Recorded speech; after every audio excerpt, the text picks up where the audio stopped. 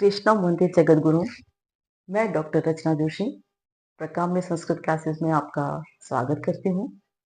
जैसा कि पिछले वीडियो में मैंने विधियों के ऊपर अपना वीडियो डाला था, जैसा कि पिछले वीडियो में मैंने संस्कृत विधियों के ऊपर कुछ प्रकाश डाला था, आज उन्हीं विधियों को हम थोड़ा सा विस्तार से पढ़ रहे हैं। तो इसमें सबसे पहले हम पढ़ रहे हैं प्राचीन विधियों के बारे में। प्राचीन विधियों को थोड़ा थोड़ा विस्तार से मैं थोड़ा समझाने का प्रयास करूंगी। तो हम सबसे पहले पढ़ते हैं संस्कृत की प्राचीन विधियां। जैसा कि हमने देखा था कि प्राचीन विधि को हमने दो रूपों में देखा था, एक थी पाठशाला विधि और दूसरी थी व्याकरण अनुवाद विधि। तो आज पाठशाला विधि के ऊपर सबसे पहले हम देखते हैं कि पाठशाला विधि क्या है।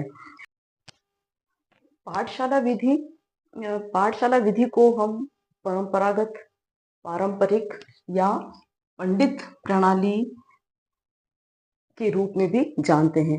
ये वैदिक काल में प्रचलित थी, है ना। और इसलिए इसको परंपरागत कहा है क्योंकि ये सबसे प्राचीन थी और तभी से चली आ रही है। और आज भी इस प्रयोगशाला विधि के अंदर प्रयुक्त की जाने वाली विधियों का प्रयोग हम विद्यालयों में करते हैं। इसलिए ये परंपरागत या इसका अन्य नाम पारंपरिक या पंडित प्रणाली, क्योंकि बड़े बड़े आचार्यों के द्वारा दी जाती थी इसकी शिक्षा, इसलिए ये पंडित प्रणाली के नाम से भी प्रचलित थी। फिर 17वीं शताब्दी तक इसका प्रचलन रहा। जो पाठशाला, आश्रम, मठ आदि जितने भी थे, उनमें ये विधि जो थी वो पाठशाला विधि प्रचलित थी। उसमें अब पाठशाला विधि की जब हम बात करते हैं तो जब शिक्षा के प्रारंभ हुआ, तो शिक्षा के प्रारंभ में या जब कभी भी हम शिक्षा देते हैं तो शिक्षा के उद्देश्य निर्धारित होते हैं। समय के अनुसार वो शिक्षा के उद्देश्य जो है वो परिवर्तित भी हुए हैं, होते रहते हैं, आज भी हुए हैं। तो पहले की जब हम उद्देश्यों की बात करें तो शिक्षा के जो उद्देश्य थे उसके अंदर जब हम देखते हैं इसको, तो इस उद्देश्य में क्या था? धर्म, अर्थ, काम और मोक्ष की प्राप्ति। ये यानी कि चतुर चार पुरुष जो थे, उन चार पुरुषार्थ की प्राप्ति जो थी वो उसका सबसे बड़ा उद्देश्य था इस शिक्षा का। और उस समय की शिक्षा का मुख्य उद्देश्य यही था कि मोक्ष की प्राप्ति हो सके उसकी, और उस आधार पर ये जो पाठशाला विधि का प्रयोग किया जाता था। उसके बाद में इस विधि का जब हम प्रारंभ देखते हैं तो इसका प्रारंभ कैसे होता था? तो वैदिक काल के अंदर जब इसका प्रारंभ होता था तो सबसे पहले विद्यार्थियों का उपनयन संस्कार किया जाता था। उपनयन संस्कार, यज्ञोपवीत संस्कार या जनेऊ जिसको हम कहते हैं, ये तीनों वर्णों में होता था, ब्राह्मण, क्षत्रिय, वैश्य।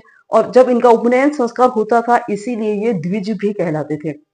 इसलिए इन तीन वर्णों को द्विज कहा गया है क्योंकि ये गुरुकुल में जाकर के यज्ञोपवीत संस्कार के बाद में अपनी शिक्षा को ग्रहण करते थे। तो ये प्रारंभ उनका उपनयन संस्कार से होता था। उपनयन संस्कार के बाद में इनको सबसे पहले गायत्री मंत्र की दीक्षा दी जाती थी।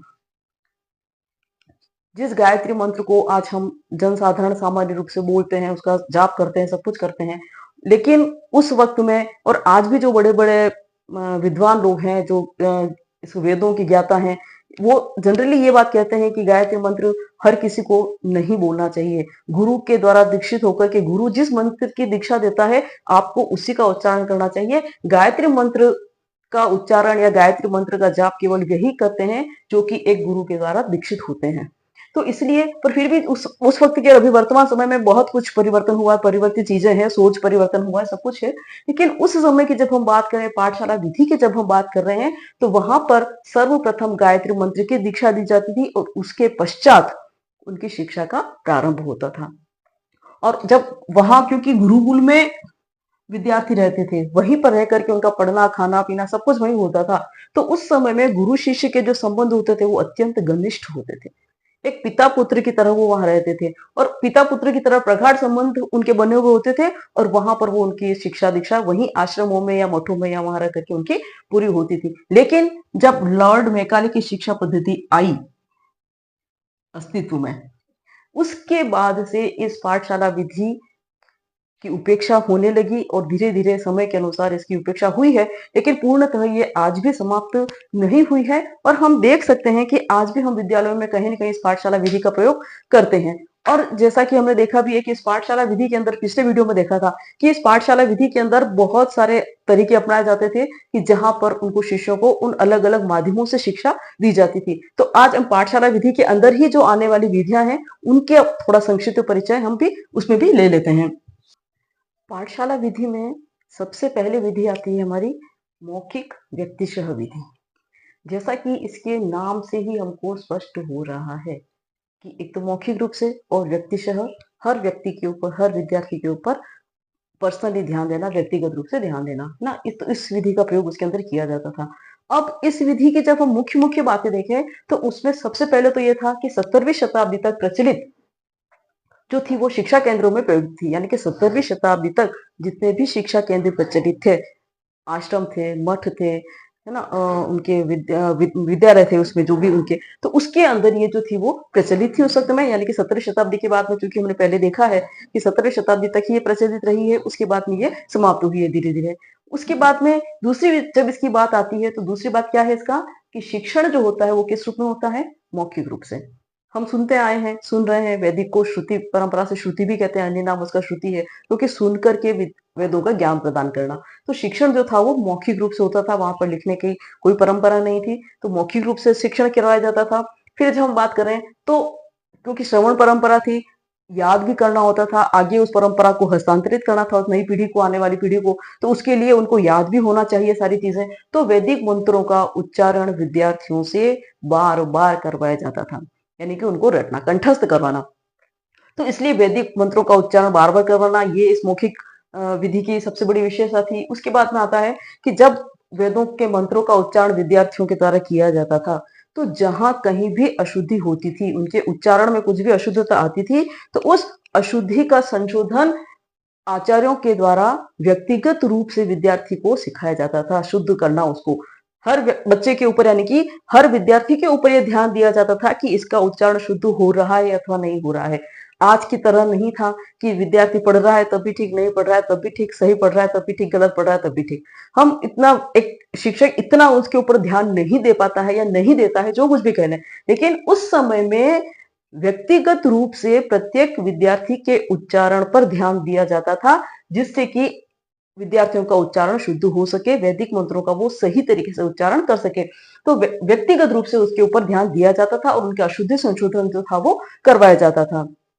उसके बाद में उस समय की सबसे बड़ी मौखिक पद्धति की बड़ी बात थी कि श्रवण, मनन और निदिध्यासन, इन तीनों के ऊपर विशेष रूप से जो था वो ध्यान दिया जाता था। इन तीनों का महत्वपूर्ण स्थान था जीवन में, क्योंकि जो चीज आपको सिखाई जा रही है उसको सबसे पहले तो ध्यान से सुनना, सुनने के बाद में उसको समझ करके उसको मनन करना, उसका सोचना, उसके बारे में विचार करना, निधिध्यासन करना, और फिर निधिध्यासन के बाद कि उस सत्य को जीना। जो बातें बताई गई हैं, जिस चीज को आपने समझा है, उस समझ के आधार पर आप अपने जीवन को क्या करेंगे, उस तरीके से जिएंगे, वो निधिध्यासन। तो इन तीनों ही, श्रवण, मनन और निधिध्यासन, इन तीनों का जो था वो विशेष स्थान था उस वक्त में, ठीक है। और इसके जब गुणों की बात करें, तो गुण के अंदर हम देखते हैं कि जब विद्यार्थियों को अशुद्धि संशोधन व्यक्तिगत रूप से करवाया जा रहा था, तो सबसे बड़ी बात क्या होती थी कि विद्यार्थियों का उच्चारण कैसा होता था?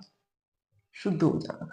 वो बिल्कुल भी गलत उच्चारण नहीं करते थे, वैदिक मंत्रों का उच्चारण बिल्कुल वो शुद्ध तरीके से कर पाते थे। और दूसरा, उनकी मौखिक अभिव्यक्ति जो थी वो अत्यंत सशक्त हो जाती थी। वो, उनको कुछ भी कहो, किसी भी तरह की कोई भी बात करेंगे, वो बहुत आराम से अपने विचारों को सहजता के साथ में, सरलता के साथ में, प्रवाहमयी भाषा में वो प्रकट कर सकते थे। और कब होता था कि जब उनको इन चीजों की जानकारी व्यवस्थित तरीके से दी जाती थी। तो मौखिक व्यक्तिशः विधि मुख्यतः ये थी। इसके बाद दूसरी विधि आती है पारायण विधि। पारायण विधि, जैसा कि पारायण नाम से स्पष्ट है, बार बार बार बार उसको बोलना, सतत अभ्यास करना, है ना? तो इस, जब हम बार बार बोलते हैं तो क्यों बुलवाया जाता था, पारायण करवाना क्यों जरूरी था? कि ताकि कंठस्थीकरण करवा सकें।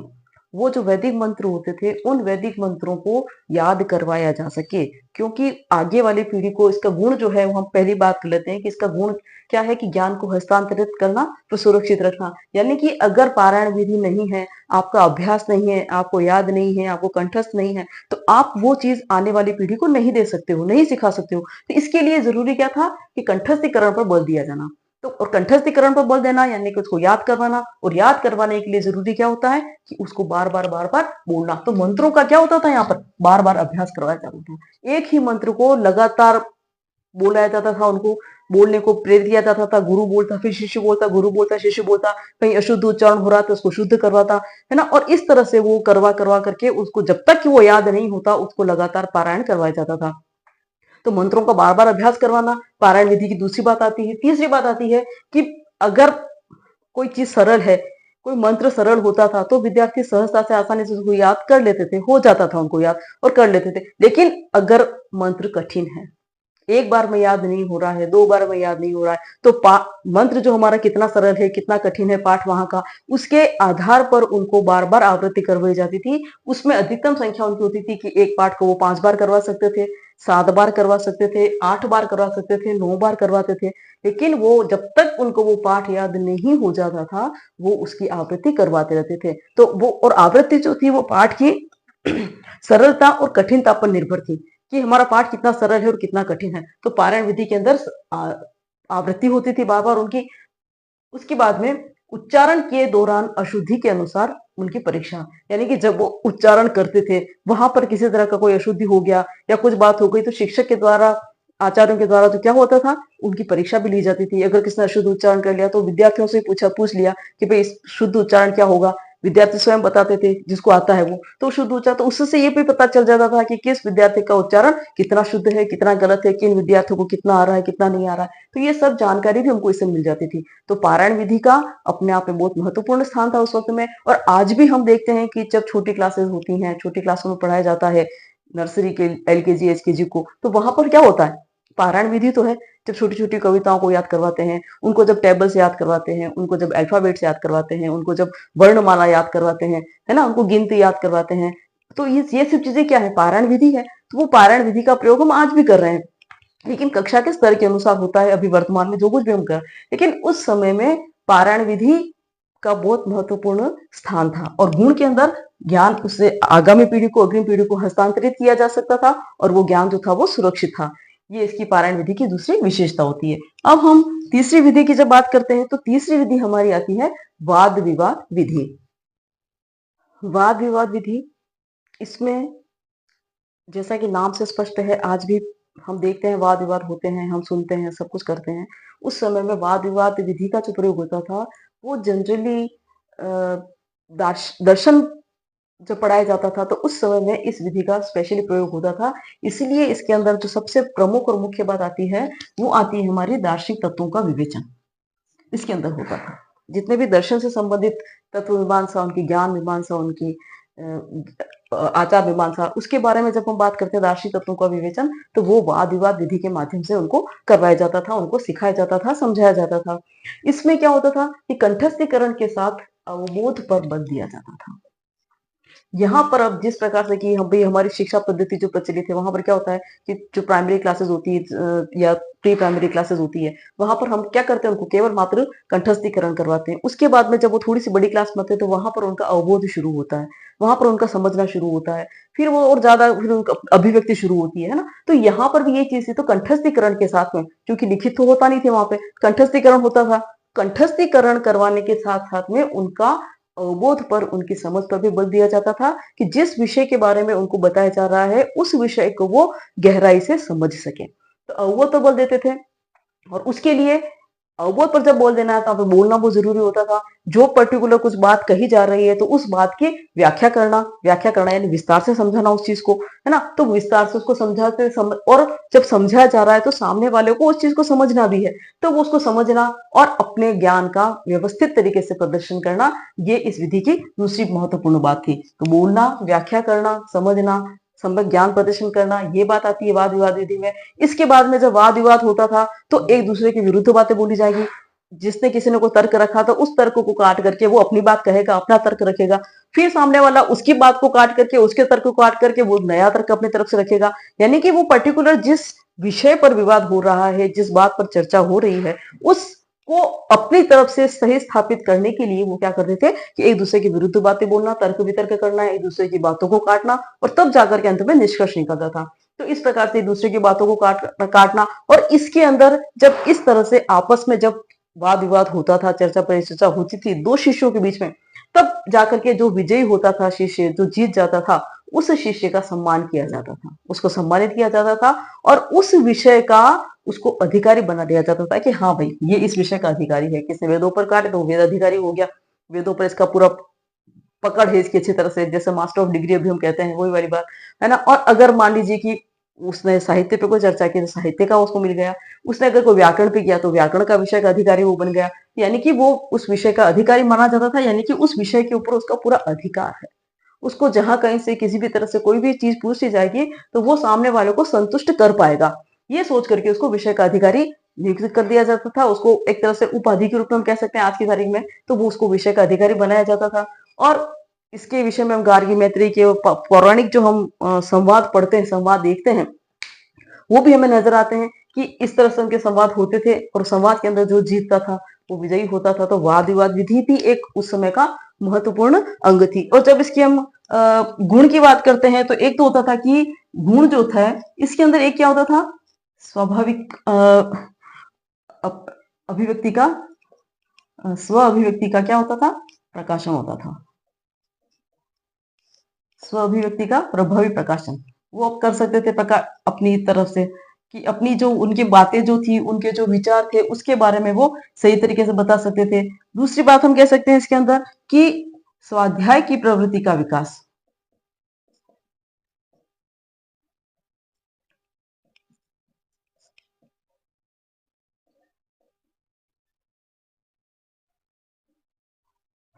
स्वाध्याय की प्रवृत्ति का विकास, क्योंकि अगर आपको किसी विषय पर अधिकार प्राप्त करना है तो आपको उसके लिए जरूरी है कि आपको उसका सतत अध्ययन करना पड़ेगा। और सतत अध्ययन करवाने के लिए केवल टाइम पीरियड फिक्स नहीं होता है कि किसी शिक्षक ने हमको इतने समय में इतना बता दिया तो हमारा विषय हो जाएगा। हमें उसको अलग से स्पेशली पढ़ना होता है, हर बारीकी से उसका गहराई से, जितनी गहराई से हम उसका अध्ययन करेंगे हमें उसके ऊपर महारत हासिल होती जाएगी, है ना। तो यहाँ पर भी यही था कि अगर आप वाद विवाद विधि के माध्यम से पढ़ रहे हैं या कुछ कर रहे हैं और आपको कोई टॉपिक दिया गया है तो आपको स्वयं को उसको तैयार करना है। और जब स्वयं को तैयार करना है तो वहां क्या करना होगा, आपको स्वाध्याय ही करना होगा। बिना स्वाध्याय के आप कुछ नहीं कर सकते। तो स्वाध्याय की प्रवृत्ति का विकास जो था वो इसके अंदर होता था। ये पारायण विधि की बात आती है।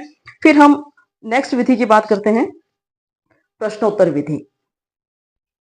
इस विधि में प्रत्येक प्रश्न के पश्चात छात्रों से आवृत्ति, छात्रों से प्रश्न पूछे जाते, छात्र उनका उत्तर देते, खोज करके ढूंढ करके कहीं से भी, और फिर छात्रों से उनके उत्तरों को क्या करवाया जाता था, उसकी आवृत्ति करवाई जाती थी। जैसे कि हम कई बार अभी वर्तमान में भी हम करते हैं, आप देखते हैं क्लास में कि जब हम पढ़ाते हैं या आप लोगों ने लेसन दिए होंगे तो पढ़ाते तो क्या करते हैं कि हम बच्चों से प्रश्न पूछते हैं, किसी को नहीं आया तो दूसरे से आंसर पूछा, दूसरे विद्यार्थी ने आंसर दिया तो क्या कहेंगे पहले वाले विद्यार्थी से कि तू इसको दोहरा, उसने क्या बोला है, उसका दोहरान करवाना, उसकी आवृत्ति करवाना, ताकि कि उसे भी वो याद हो जाए, है ना। तो प्रश्नों की आवृत्ति करवाना, प्रश्न पूछना, बच्चे से उत्तर लेना, और नहीं आ रहा है या एक ने बच्चे ने आंसर दिया तो सभी बच्चों को उसकी आवृत्ति करवाना ताकि वो चीज उसको याद हो जाए। और इस प्रकार से प्रश्न पूछ पूछ करके संपूर्ण पाठ को समाप्त किया जाता था। उसके पश्चात व्याख्यान की पूर्णता होती थी, उसके पश्चात में सारांश रूप में सारी बात को कह करके अपनी बात को पूर्ण किया जाता था, अपने पाठ को पूर्ण किया जाता था।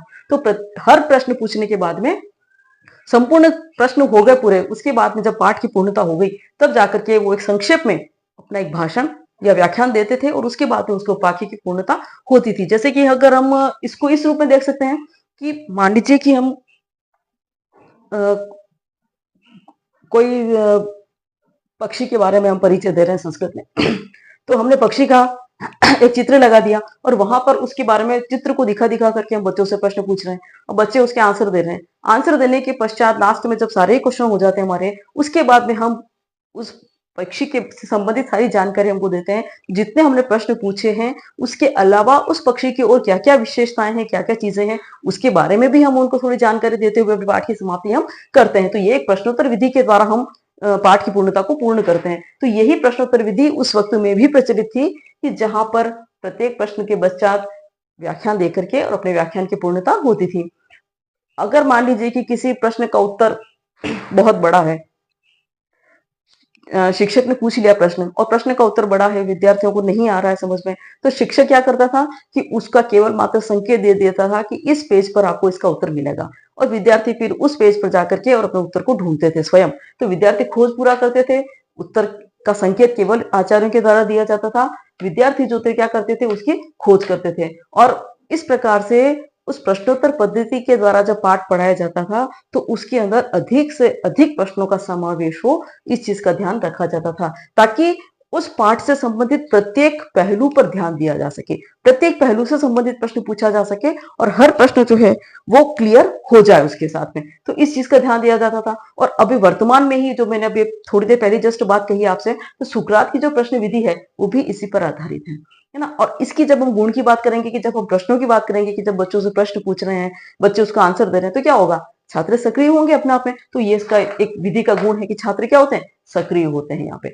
दूसरा, जब उनसे प्रश्न पूछे जाते हैं तो वो सोचते हैं, उनकी चिंतन शक्ति बढ़ती है, उनकी तर्क शक्ति विकसित होती है, उनका ऑब्जर्वेशन बढ़ता है, वो अपनी किताबों में देखने के स्वाध्याय की ओर अग्रसर होते हैं। तो इस प्रकार से उनकी चिंतन, तर्क और निरीक्षण शक्ति का भी विकास होता है ना। तो इस प्रकार से प्रश्नोत्तर विधि भी उस वक्त भी प्रचलित थी, जिसका प्रचलन हम अभी वर्तमान में भी हम देखते हैं, और हर चीज का प्रयोग कहीं ना कहीं हम इस रूप में करते हैं।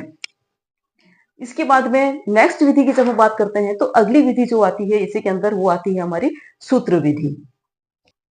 सूत्र विधि को अगर हम देखें, तो सूत्र विधि जो थी वो क्या था, कि ये व्याकरण और दर्शन जो पढ़ाई जाती थी उसके लिए ये सबसे उपयुक्त विधि थी। व्याकरण और दर्शन आज भी जब हम पढ़ते हैं, व्याकरण को भी पढ़ रहे हैं, चाहे हम दर्शन भी पढ़ते हैं, तो उसके सूत्र रूप में छोटी छोटी बातें कही जाती हैं।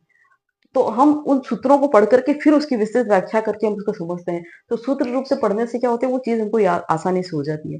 तो व्याकरण और दर्शन को पढ़ाने के लिए सूत्र विधि जो थी वो उपयुक्त थी। उसके बाद में इसका प्रयोग होता था। इसका प्रमुख उद्देश्य क्या था, गागर में सागर भरना, यानी कि छोटी सी बात कह करके वो बहुत बड़ी बात समझा देते थे, विस्तारित हो जाती थी उसके अंदर। अब बहुत ज्यादा हम लंबी दूर नहीं जाएंगे, लेकिन छोटी सी बात यहाँ पर जैसे करते हैं कि एक छोटा सा व्याकरण का हम सूत्र पढ़ते हैं, सुप तिगंतम पदम। अगर मान लीजिए ये पढ़ा हमने, तो सुप और तिगंत ये पद होते हैं। अब सुप क्या होता है और तिंग क्या होता है, सुबंत के अंदर कौन कौन से प्रत्यय का प्रयोग होता है, तिगंत के अंदर कौन कौन से प्रत्ययों का प्रयोग होता है, कैसे इसे शब्द बनते हैं, कौन सा प्रयोग कहाँ लगा, ये सारी चीजें क्या होगी, वो विस्तार में होगी। लेकिन जब हम पद किसको कहते हैं इसकी जब बात करेंगे, तो क्या कहेंगे, सुप तिगंतम पदम। ये जो नॉर्मल बात कही हमने, तो गागर में सागर भरना, यानी कि बहुत विशाल बातें हैं या बहुत विस्तारित ज्ञान की जो बातें हैं उनको संक्षिप्त रूप से समझा देना, तो गागर में सागर भरना सूत्र विधि के अंदर दूसरी बात इसकी विशेषता आती थी। तीसरी जब हम बात करते हैं, तो नियम जो बताए जाते थे किसी भी चीज का, क्योंकि व्याकरण पढ़ रहे हैं या कुछ भी हम पढ़ रहे हैं तो नियम हो रहे हैं उसके अंदर, तो उन नियमों की जानकारी जो थी वो सूत्र रूप में मिलती थी, तो कंठस्थ करवाना आसान होता था, सरल होता था, उसको याद करवाना सरल हो जाता है। बड़ी बड़ी चीजों को, 1 से 1.5 पेज की चीजों को याद करना और एक एक लाइन को, 2 लाइन को याद करना, बहुत फर्क होता है इन चीजों में। तो संक्षिप्त रूप से नियमों को याद करवाया जाता था। तो वो इको यणची ये कह दिया, इक के स्थान पर यण आदेश होता है, यण संधि होती है। अब केवल इको यणची ये 5-6 वर्ड आप पढ़ लेते हैं, याद हो जाता है आपको, तो एक नियम याद हो गया आपको इको यणची का। आध गुण पढ़ लिया, आधे गुण पढ़ लिया, वृद्धिरादेश पढ़ लिया। इसका मतलब क्या है कि कंठस्थकरण करने में सुविधा होती है जब वो चीज संक्षिप्त होती है। तो नियमों को सूत्र रूप में समझाना, और सूत्रों को जब समझना है, उसकी व्याख्या करनी है, उसको विस्तारित करना है, तो उसके लिए फिर वो क्या करते थे कि उसके ऊपर जो टीकाएं लिखी जाती थी, जो भाष्य लिखे जाते थे, उनको पढ़ करके हम उस चीज को समझ सकते थे कि ये चीज क्या लिखी हुई है। तो सूत्र विधि में उस समय जब प्रयोग होता था, तो व्याकरण और दर्शन के लिए इसका स्पेशली प्रयोग किया जाता था।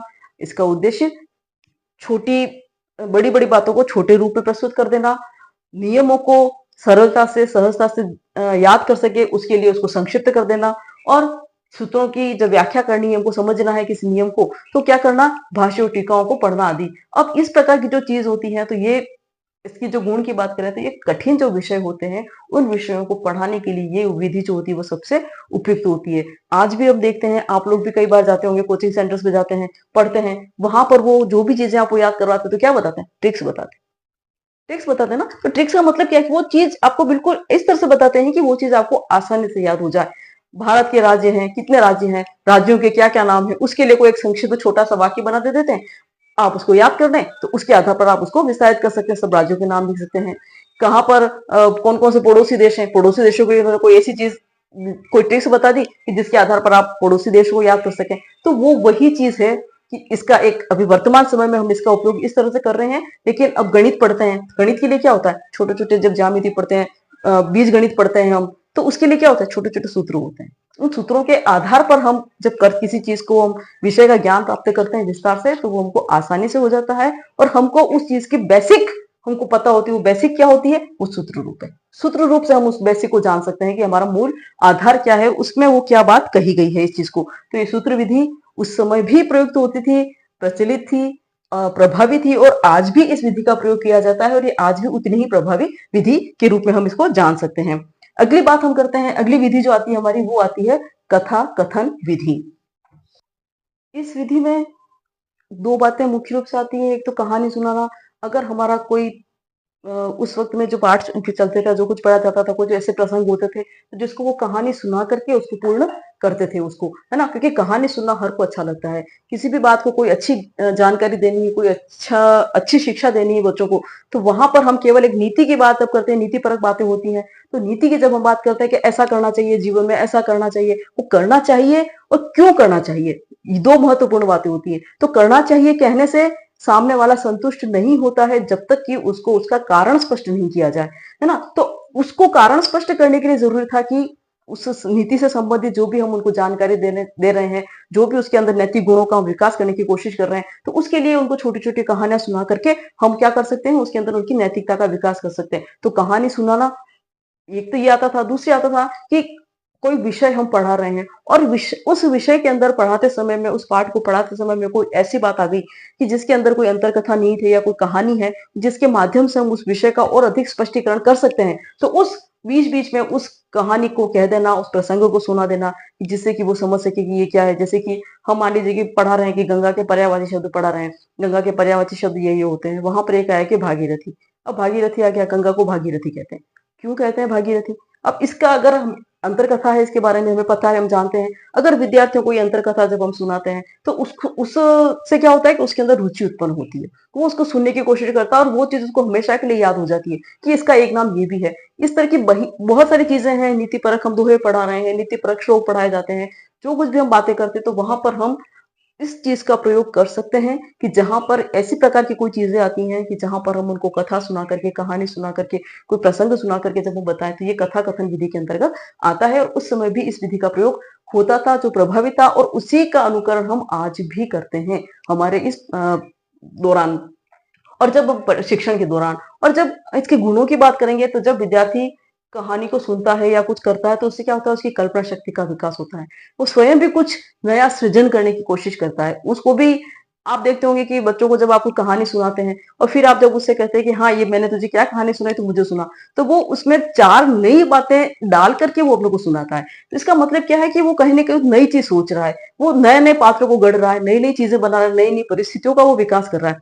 तो इस प्रकार से कल्पना शक्ति का उसके अंदर विकास होता है। फिर जब हम शिक्षण करवाते हैं क्लास के अंदर, तो शिक्षण इससे क्या हो जाता है, एकदम से सरल हो जाता है, और सरस हो जाता है, प्रभावी हो जाता है, रुचिकर हो जाता है। आप जब बच्चों को पढ़ाते पढ़ाते कि अच्छा चलो देखिए बात सुनो, कहानी सुनो, तो वो जब कहानी सुनाते तो बच्चे, सारे बच्चे अलर्ट होकर की कहानी सुनने लग जाते हैं, है ना। ये हम प्रत्यक्ष देख रहे हैं। तो उस वक्त में भी, क्योंकि बालक तो बालक होता है, चाहे उस वक्त का था चाहे इस वक्त का, तो बालक की प्रवृत्ति कभी चेंज नहीं होती है। तो वो शिक्षण इससे क्या होता है, सरल और सहज बन जाता है। और सबसे बड़ी बात होती है कि सुनकर के अर्थ ग्रहण करने की उसके अंदर क्षमता का विकास होता है। वो किसी भी बात को, कहानी को जब सुनता है तो सुन करके उसको ये चीज समझ में आती है। जब आप उसको कहानी सुना करके जब उससे पूछते हैं कि हाँ भाई इस कहानी से क्या शिक्षा मिलती है, तो विद्यार्थी तुरंत बोलता है उसको, यानी कि उसने क्या किया, उस कहानी का अर्थ समझा है। तब वो जाकर के उस कहानी का शिक्षा बता रहा है कि इस कहानी से हमको क्या शिक्षा मिलती है। तो ये इसके अंदर कहानी का गुण है। इस कहानी कथा कथन विधि के ये गुण होते हैं कि जिसमें वो सुन करके और अपनी क्या करता है, अर्थ ग्रहण करने की क्षमता का विकास वो कर लेता है। इसके बाद में अगली विधि जब बात करते हैं तो वो आती है कक्षा नायक विधि। अब जब हम कक्षा नायक विधि की बात कर रहे हैं तो कक्षा नायक विधि में देखते हैं कि कक्षा नायक विधि, जैसा कि नाम से स्पष्ट है कि नायक, नायक जो किसी चीज का प्रतिनिधित्व करता है, जो हीरो है ना, जो कक्षा का प्रतिनिधित्व कर रहा है। यार प्रतिनिधित्व किसका करेगा, कक्षा में किसका प्रतिनिधित्व करेगा, वो आचार्य का। ठीक है, तो वो कक्षा नायक विधि हो जाती है। अब ये कक्षा नायक विधि क्या थी कि ये जो बात आ रही है कि अगर मान लीजिए कि उस समय में गुरुकुल में अगर छात्र आचार्य किसी कारणवश उपस्थित नहीं हो पाए, या वो अस्वस्थ हो गए, या कोई अन्य कुछ ऐसा कारण आ गया, तो उस समय में, उस स्थिति में, परिस्थिति में क्या होता था कि जो उस कक्षा का जो प्रतिभाशाली विद्यार्थी होता था, जो सबसे होशियार बालक होता था, वो उस वक्त में उनको क्या करता था, आचार्य के स्थान पर वो उनको अध्यापन करवाता था। वो तो ये कक्षा नायक विधि है। और इस विधि का प्रयोग आज भी हम देखते हैं, आज भी हम स्वयं भी करते हैं। विद्यालयों में भी आप लोगों ने देखा होगा, आपने अपनी स्कूल लाइफ में देखा होगा कि जब कोई टीचर नहीं होता या क्लास में नहीं आता तो क्या करता है टीचर, या कुछ अदर काम आ रहा है, उसको ऑफिस में जाके कुछ नया काम करना है उसको, तो क्या करेगा कि क्लास में जो होशियार बच्चा है उसको खड़ा कर देता है कि तू पढ़ा क्लास में, मैं जाके आ रहा हूँ, है ना। इसका मतलब क्या हुआ कि कक्षा नायक यानी कि जो प्रतिभाशाली बालक है, जो छात्र है, उसको वो क्या करता है कि अपने स्थान पर उसको खड़ा कर देता है नायक बना करके कि अब तू अपना काम कर। तो कक्षा नायक स्थिति में क्या होता है, प्रतिभाशाली छात्र जो है वो अध्यापन का काम करते थे, और किस परिस्थिति में कि जब आचार्य है वहां का वो उस समय उपस्थित नहीं है, तो ऐसी स्थिति में वो अपना काम करते थे। और इससे क्या होता था कि जो प्रतिभाशाली या मेधावी जो होशियार बालक होते हैं, उनका क्या होता है कि ज्ञान परिपुष्ट होता है, परिपक्व होता है, उनके ज्ञान में बढ़ोतरी होती है। वो जो सोचते हैं, जो समझते हैं, जितना पढ़ा पढ़ा है, उसको जब हम दूसरों को पढ़ाने की बात करते हैं, दूसरों को समझाने की बात करते हैं, तो हमें अलग अलग बातें सीखनी होती है, समझनी होती है, उनके सामने रखनी होती है, ताकि वो विद्यार्थी उस चीज को आसानी से समझ, सरलता के साथ में उसको समझ सके। तो यहाँ पर क्या होता था कि इससे उसको जितना आता है उससे उसका ज्ञान ज्यादा परिपुष्ट होता था, वो ज्यादा उसका ज्ञान वृद्धि होता थी, उसकी विकास होता था उसके ज्ञान का। और इससे क्या होता था कि उसके आत्मविश्वास में वृद्धि आती थी।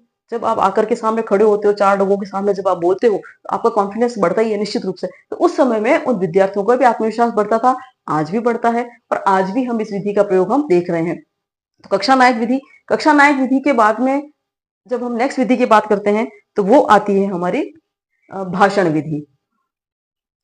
इस विधि में विषय को स्पष्ट करने के लिए उदाहरण, कहानियां, घटनाएं आदि का प्रयोग किया जाता था।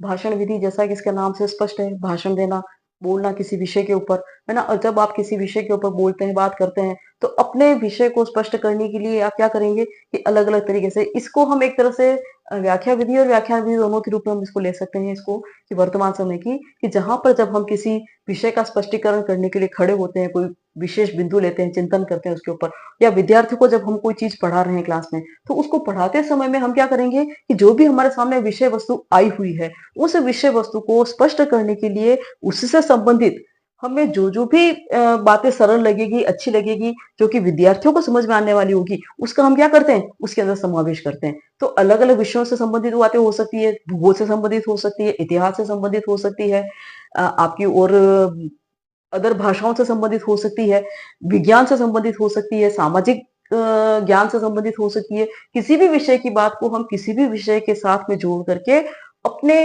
पढ़ाए जाने वाले विषय वस्तु का स्पष्टीकरण जब एक शिक्षक के द्वारा किया जाता था, तो वो भाषण विधि के अंतर्गत आता था, और इसके माध्यम से विविध विषयों की शिक्षा जो थी वो विद्यार्थियों को मिल जाती थी, विविध विषयों का ज्ञान उनको इसके द्वारा मिलता था। ये इसका सबसे बड़ा गुण था इस विधि का।